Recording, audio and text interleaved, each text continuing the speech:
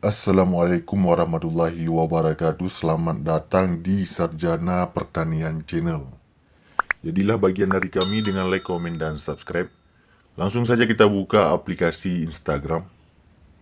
Nah, tutorial kita pada kali ini tentang bagaimana cara untuk melihat keseluruhan video ataupun foto dan juga postingan yang kita like seperti ini ya. Kita ingin melihat. Caranya cukup mudah, silahkan buka Instagram, kemudian silahkan menuju ke profil Instagram masing-masing di pojok kanan di yang paling bawah. Nah, kalau sudah masuk ke dalam profil Instagram, silahkan klik lagi di pojok kanan atas di garis 3. Di sini ada pengaturan ya, klik pada pengaturan. Kemudian di sini kawan-kawan pilih saja akun. Scroll ke bawah sampai muncul postingan yang Anda sukai ya.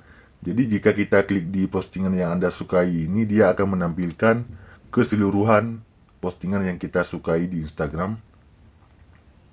Seperti ini ya. Ini sangat banyak sekali, kita tambahkan saja untuk melihat selanjutnya. Nah, saya rasa tutorial tentang cara melihat keseluruhan postingan yang kita sukai di Instagram cukup sekian ya. Jika ada pertanyaan lain silahkan komen di kolom komentar. Demikian video kita pada kali ini, sampai jumpa di video kami yang lainnya. Assalamualaikum warahmatullahi wabarakatuh.